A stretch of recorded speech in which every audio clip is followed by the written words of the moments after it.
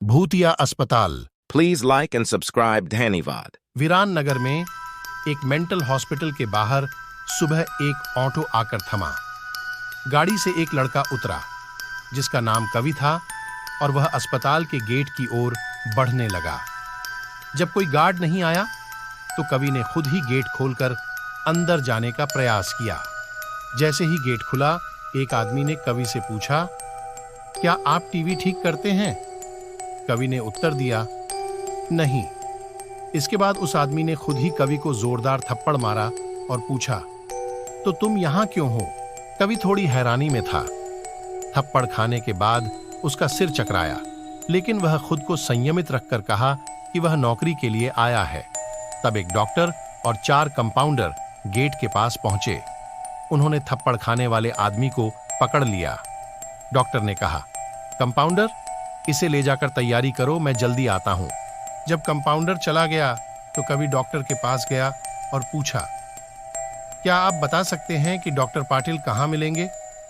Doctor ने कहा, मैं ही पाटिल हूं। तुम जाओ, अपना नौकरी का पत्र दफ्तर में जमा करो और फिर वहां से ड्रेस लेकर बगल के कैबिन में आओ। कवि थोड़ी देर में कंपाउंडर की वर्दी पहनकर डॉक्टर के कैबिन में पहुंचा। डॉक्टर ने बताया कि वह आदमी जिसे कवि गेट पर मिला था वह पागल है।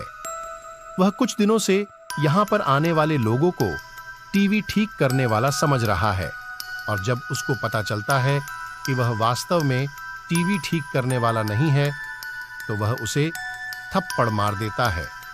उसके बाद डॉक्टर ने अपने अस्पताल के एक कंपाउंडर कांति को बुलाया और कवि का परिचय करवाने के लिए कहा। कांति ने कुछ ही देर में कवि को सबके साथ मिलवा दिया और फिर उसे मरीजों के कमरे में ले गया। वहां हर कोई कुछ न कुछ अजीब हरकत कर रहा था। कोई दिल टूटने वाली शायरी सुना रहा था तो कोई फिल्मी संगीत गाते हुए डायलॉग मार रहा था। सभी मरीजों को देखते हुए कांति ने कवि से कहा कि आज के बाद से तुम्हें इन सारी चीजों को झेलना होगा। इतना कहकर कांति वहां से चला गया। तभी कवि को पता चला कि उसकी नाइट ड्यूटी थी। दिन के समय आराम करने के बाद कवि रात को मरीजों की देखभाल करने लगा। जैसे ही रात के 12 बजे सभी का चेहरा डर से पीला पड़ गया। हल्ला करने वाले मरीज भी चुपचाप से एक कोने में बैठ गए। यह सब देखकर कवि को बड़ा अजीब लगा। उसने डॉक्टर से पूछा, आखिर ये सब क्या हो रहा है? सब लोग इतना डर क्यों रहे हैं? डॉक्टर ने उत्तर दिया, इस अस्पताल में रात 12 बजे के बाद भूत घूमते हैं। वो सभी पुराने मरीज हैं जिनकी इलाज के दौरान मौत हो गई थी। तुम संभल कर रहना। उसी रात कवि अकेले बाथरूम जा रहा था जब उसे लगा कि कोई उसके पीछे है। मुड़कर देखने पर कोई नहीं दिखा। कुछ देर बाद उसे फिर ऐसा ही महसूस हुआ। कवि ने सोचा कि यह भूत की बात उसके दिमाग में घूम रही होगी, इसलिए उसे वहम हो रहा है।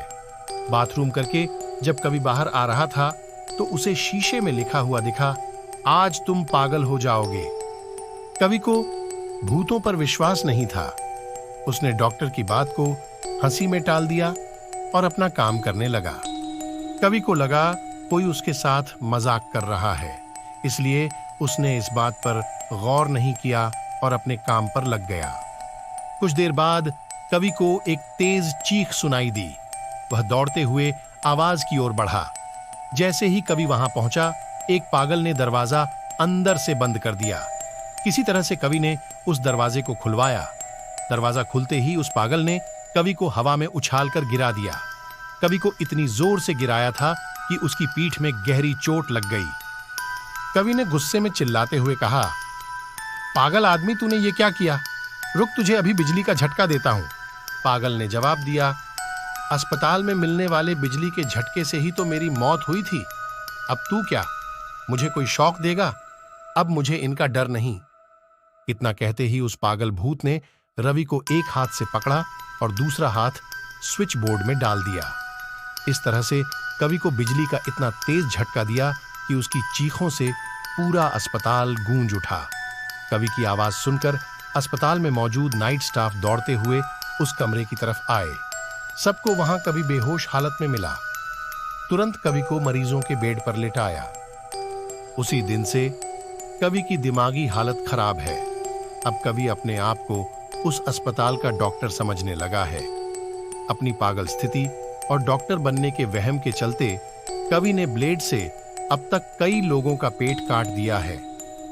हर रात उस भूतिया अस्पताल से कवि की तरह ही चीखने की आवाज आती है और किसी न किसी को वो भूत कवि की तरह ही पटक देता है।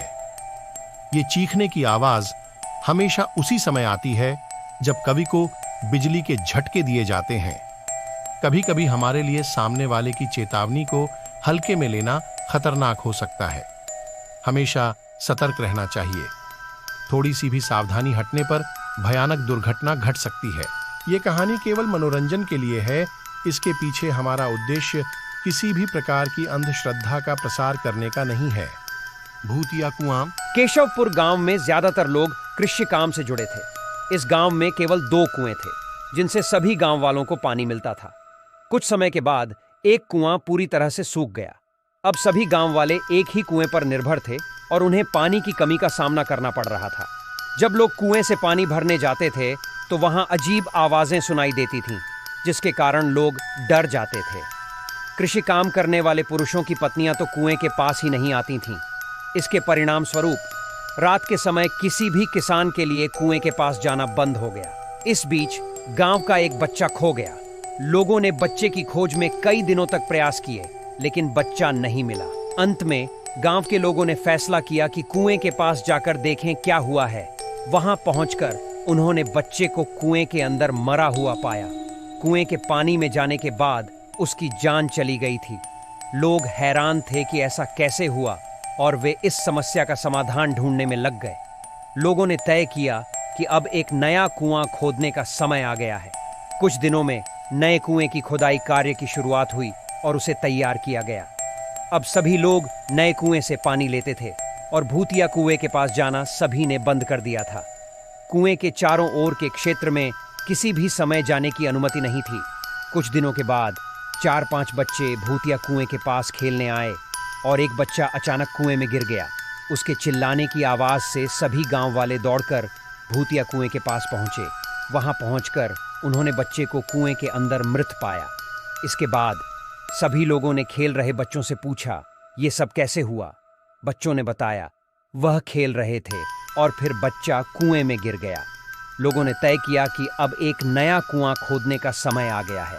कुछ दिनों में नए कुएं की खोदाई कार्य की शुरुआत हुई और उसे तैयार किया गया। अब सभी लोग नए कुएं से पानी लेते थे और भूतिया कुएं के पास जाना सभी ने बंद कर दिया था। कुएं के चारों ओर के क्षेत्र में किसी भी समय जाने की अनुमति नहीं। इस दुर्भाग्यपूर्ण घटना के बाद लोगों ने एक तांत्रिक को बुलाया, जिसने कुएं के बारे में अध्ययन किया। वहां पहुंचकर तांत्रिक ने बहुत सारे मंत्र पढ़े, जिसे सुनकर भूत सबके सामने आ गया। तांत्रिक ने अपनी विद्या का इस्तेमाल करके उस कुएं को छोड़कर जाने के लिए कहा। भूतिया कुएं ने तांत्रिक की सलाह को नकार दिया और कहा, मैं यहां से नहीं जाऊंगा। मेरा पूरा खानदान यहां बसा है और मैं इसे छोड़कर नहीं जा सकता है। तांत्रिक ने फिर कोशिश की भूतिया कुएं को समझाने की, लेकिन भूत ने फिर से इनकार किया। तांत्रिक ने लोगों को सलाह दी कि कुएं के मुंह को ढक दो, इससे किसी प्रकार के आपदाओं से बचा जा सकता है। इसके परिणाम स्वरूप गांव के मुखिया ने तुरंत कुएं के मुंह पर जाली डालकर पक्का ढक्कन बनवाया और उसे सुरक्षित बना दिया। अब सभी गांव वाले खुश और सुरक्षित थे और वह भूतिया कुएं के डर से मुक्त हो गए।